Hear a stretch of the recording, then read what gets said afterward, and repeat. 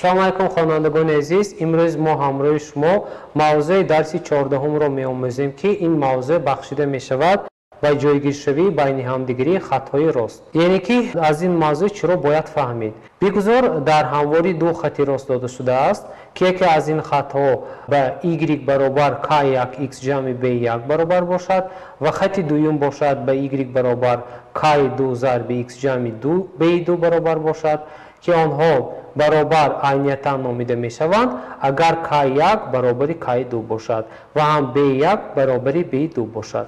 барои он ки графики ин функсияро мо таҳлил намоем, пеш аз ҳама коэффициентҳои кунҷии ҳар дуи функсияро бояд донем. агар коэффициентҳои кунҷии ҳар дуи ин функсия бо ҳам баробар бошанд, он гоҳ графики функсия параллел мешаванд ва ҳангоми k1 ба k2 нобаробар буданд, графики функсия якдигарро дар ягон нуқта мебуранд. ва инчунин бояд қайд кард ки агар k1 ба k2 баробар бошад, b1 ба b2 баробар бошад, пас дар ин ҳолат гуфта мешавад ки ду хатҳои рост бо ҳам ҳамҷоя мешаванд ки ин мафҳумро дар курси геометрия хеле равшан гуфта шудааст. биёед боз мафҳуми дигарро ҳамроҳ мебинем ва мавзӯъро бо мисолҳо мустаҳкам мекунем. хатҳои рост дар ҳамворӣ метавонад бо ҳам бурида шаванд ва метавонад бо ҳам параллел бошанд. метавонанд бо ҳатто дар як хати рост якдигарро буранд. ин ҳолатҳоро бо мисолҳо шарҳ додан хеле қулай аст. биёед мисолҳоро дида бароем. мисоли якум, ҷойгиршавии байни ҳамдигарии графики функсияҳоро нишон диҳед, ё ин ки ҷойгиршавии байни ҳамдигарии графики функсияҳо чӣ гуна аст. дар ин ҷо се мисол оварда шудааст, мо онҳоро вобастагии байни онҳоро нишон медиҳем. мисоли якум, дар мисоли якум чӣ омадааст? се функсия дода шудааст, y баробар 7x минуси 4 ва y баробар 7x ҷамъи 8. дар мисоли б бошад y баробар минуси 4x ва y баробар минуси 4x ҷамъи 1. дар мисоли в бошад y баробар 3x ҷамъи 1 ва y баробар минуси 4x ҷамъи 1. талаб карда мешавад ки вобастагии байни хатҳои ростро муайян кунем. вобастагии байни хатҳои ростро муайян кардан, барои ин мо бояд коэффициентҳои кунҷии ҳар як функсияро номбар кунем.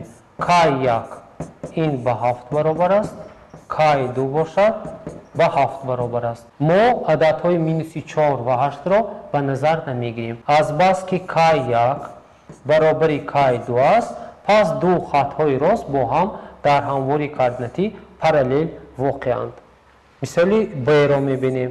дар шарти мисоли б, коэффициенти кунҷии функсияи якум ба минуси 4 ва коэффициенти кунҷии функсияи дуюм ба минуси 4 баробар аст. азбас ки ин ду коэффициентҳо низ баробаранд, пас гуфтан мумкин аст ки ду хатҳои рост бо ҳам дар ҳамвори координатӣ параллел воқеанд. мисоли в-ро дида мебароем.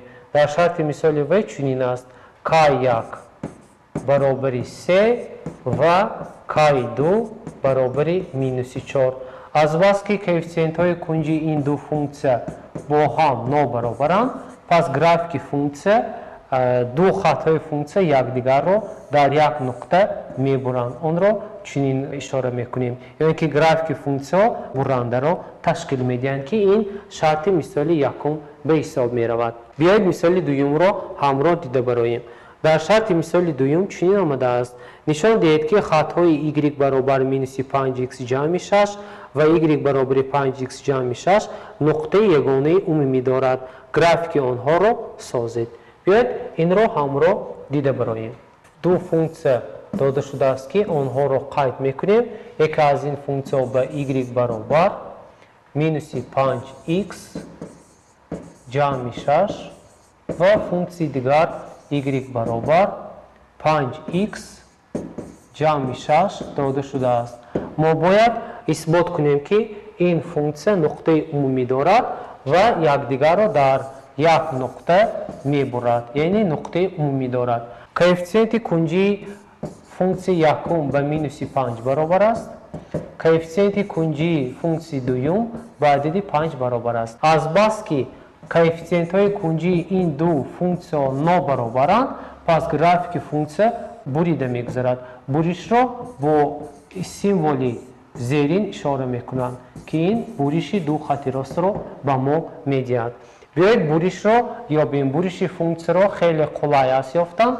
Мо бояд ин ду функсияро баробар кунем ва нуқтаи буришро ёбем. Минуси 5х ҷамъи 6 баробари 5х ҷамъи 6.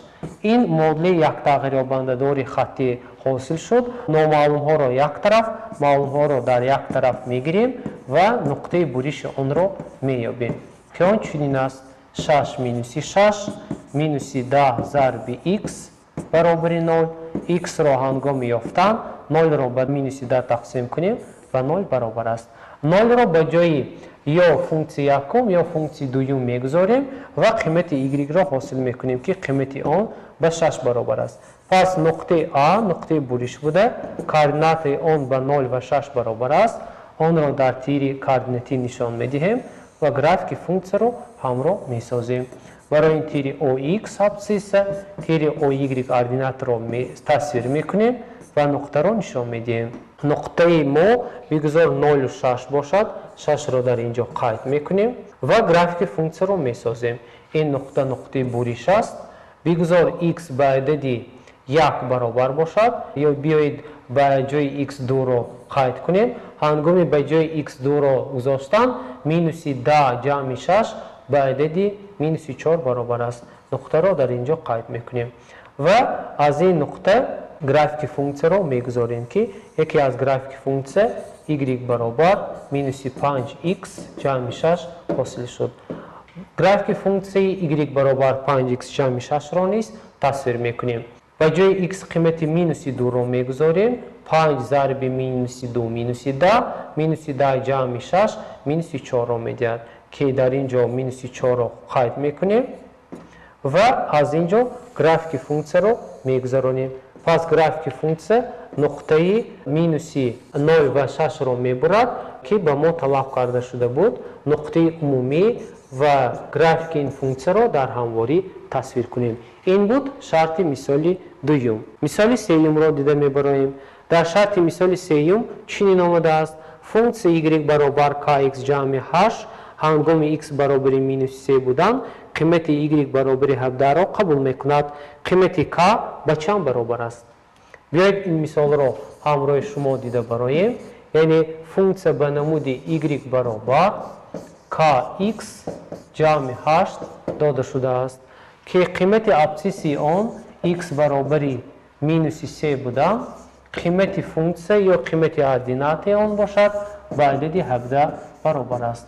Талаб карда мешавад ки коэффициенти кунҷии ин функсия ёфта шавад. Барои ёфтани коэффициенти кунҷии ин функсия мо ба ҷои y қимати мувофиқи он 17-ро мегузорем, ба ҷои x қимати мувофиқи он минуси 3-ро мегузорем ва модели хатти як номаълумаро тартиб медиҳем. Аз модели хатти як номаълума қимати x абсисаро меёбем. Яъне 17 баробар k зарби минуси 3 ҷамъи 8. Аз инҷо 17 баробар минуси 3 зарби k ҷамъи 8. ё ин ки минуси 3 зарби k баробар 17 минуси 8 ҳосил мешавад. Азбаски 8-ро ба тарафи чап гузаронем, аломати он ба баръаксаш иваз карда мешавад. ё худ минуси 3k баробар мешавад ба адади 9. аз инҷо k-ро ҳангоми ёфтан 9-ро ба адади минуси 3 тақсим мекунем. Пас k ба адади минуси 3 баробар мешавад ки ин буд шарти мисоли сеюм. Мисоли чорумро дида мебароем. Дар шарти мисоли чорум чунин омадааст: координатаи нуқтаи буриши графики функсияҳоро ёбед. Ва дар зер ду функсия дода шудааст. Мо бояд нуқтаи буриши ин функсияҳоро бе сохтани графики функсия ёбем. Яъне y баробар 10x минуси 8 ва y баробар минуси 2x ҷамъи 16. برای یافتن نقطه عمومی یا اینکه نقطه بریش این فونکسیا ما باید پیش از همه دانیم که این فونکسیا یکدیگر را در یک نقطه میبرد. در حقیقت کوفیسیانت کنجی فونکسیا یکم به عدد 10 و کوفیسیانت کنجی فونکسیا دوم به مینوس 2 برابر است. از بس که دو کوفیسیانت ها با هم نابرابر می باشند پس دو خط راست یکدیگر را در یک نقطه میبرد. این را به نظر گرفته دو فونکسیا ها را با هم برابر میکنیم و مدل خطی یک نامعلوم را حاصل میکنیم. 10x مینوس 8 برابر مینوس 2x جمع 16 حاصل می شود. نامعلوم را به یک طرف، معلوم را به طرف دیگر میگذرانیم. یعنی 10x جمع 2x برابر 16 جمع 8 حاصل می شود. 12 ضرب x برابر 24 حاصل شده. x را هنگام یافتن 24 را به 12 تقسیم نماییم عدد 2 حاصل می شود. از بس که نقطه دارای دو کوردینات می باشد پس کوردینات دوم آن را برای یافتن ما می توانیم یا به جای x به فونکسیا یکم یا به جای x به فونکسیا دوم گذاریم و قیمت کوردینات آن را یابیم. بیایید به فونکسیا یکم قیمت ابسیس را می گذاریم. یعنی 10 ضرب 2 مینوس 8 این برابر می شود به 20 مینوس 8 برابر 12. پس نقطه بریش پیدا گردید که دارای دو کوردینات است. یکی از آنها 2 دیگری به عدد 12 برابر است که این جواب مثال چهارم به حساب می رود. برای مستحکم کردن این موضوع به شما یک چند مثال ها پیشنهاد کرده می شود که آنها را باید در وقت خالگی اجرا کرد. خوانندگان عزیز با همین موضوع امروزی ما به انجام رسید. خیر تا درس آینده موفق باشید.